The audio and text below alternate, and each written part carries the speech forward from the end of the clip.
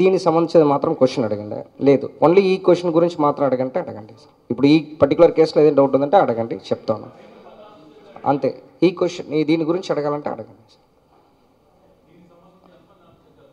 దీన్ని సంబంధించి ఒకరే అరెస్ట్ చేసాము.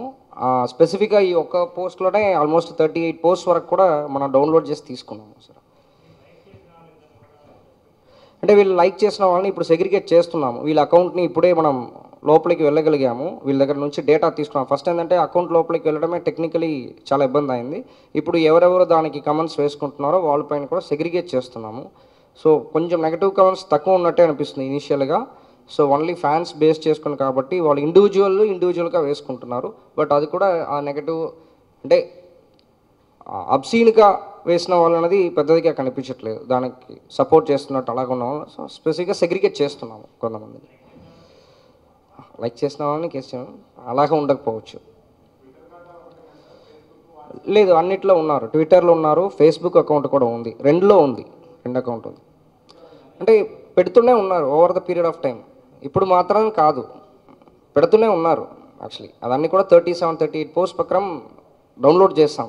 యాక్చువల్లీ వీళ్ళు పెడుతున్నారు, బట్ అది మామూలుగా పోయింది. కానీ ఇంత అంటే స్పెసిఫిక్గా ఒక ఫ్యామిలీ అలాగ టార్గెట్ చేస్తూ వేస్తున్నారన్నది ఇప్పుడు ఈ పర్టికులర్ కేసు వల్ల అది బయటకు వచ్చింది. యాక్చువల్లీ దానివల్ల మనం డెప్త్కి వెళ్ళాము. కేసు ఎంత మోటివ్ కోసం మీకు అది చూపించాం. ఇది ఆల్మోస్ట్ 35-36 వరకు ఐడెంటిఫై చేస్తాము. దాంట్లో మ్యాక్సిమం అబ్సీన్ అనేది కూడా సెగ్రిగేట్ చేస్తాము.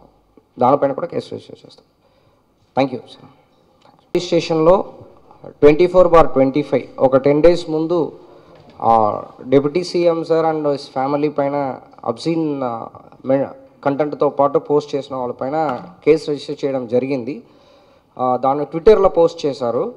తర్వాత మన ఇన్వెస్టిగేషన్లో టెక్నికల్ కొన్ని మనం చేసి ఫైండ్ అవుట్ చేస్తాము. ట్విట్టర్లో ఎవరు పోస్ట్ చేశారని చెప్పేసి వాళ్ళు ఇక్కడ నుంచి కర్నూలుకి వెళ్ళింది, కర్నూలుకి వెళ్ళింది. సో రఘు అలియాస్ పుష్పరాజ్ అని చెప్పేసి అక్యూజ్ని మనం అరెస్ట్ చేయడం జరిగింది. వాళ్ళు మొబైల్స్ ఆల్మోస్ట్ 5 మొబైల్స్ వాడారు. 14 ఈమెయిల్ ఐడీస్ని యూజ్ చేసుకొని ట్విట్టర్ అకౌంట్లో లాగిన్ అవ్వడం జరిగింది. సో అదేవిధంగా దీని వెనక మోటివ్ని చూసామంటే ఇట్స్ అబౌట్ వీళ్ళు అల్లు అర్జున్ ఫ్యాన్.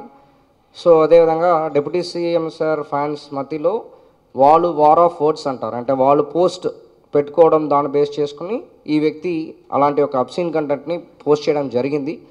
దాని తర్వాత ఈ పుష్పరాజ్ అలియాస్ రఘు పోస్ట్స్ అన్నీ చూసినప్పుడు ఆడవాళ్ళని కింద పడిచినట్టు చాలా పోస్ట్ వేయడం కూడా జరిగింది.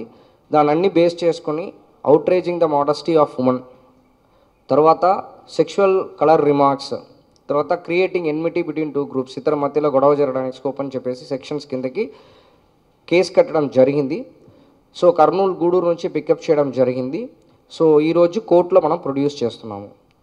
సో అంటే మెయిన్ దీని ప్రశ్నకి ఏంటంటే సోషల్ మీడియాలో ఓన్లీ పాజిటివ్ నేచర్ యూజ్ చేయాలి, కానీ ఇలాంటి నెగటివ్గా ఎస్పెషల్లీ ఆడవాళ్ళని కానీ ఎవరైనా ఒక పర్టికులర్ ఫ్యామిలీని కానీ కుటుంబాన్ని కానీ ఇలాగ టార్గెట్ చేయడం అనేది తప్పని చెప్పేసి అంటే అది ఎప్పుడు లాస్ట్ ఒక 7 months 6 months కానీ అది చేస్తున్నాము. దాంట్లో భాగంగా ఈ కేసు కూడా ఒక సొసైటీకి ఒక మెసేజ్ వెళ్తున్న ఒక ఉద్దేశంతో పాటు ఈరోజు వాళ్ళని మీ ముందు ప్రొడ్యూస్ చేయడం జరుగుతుంది.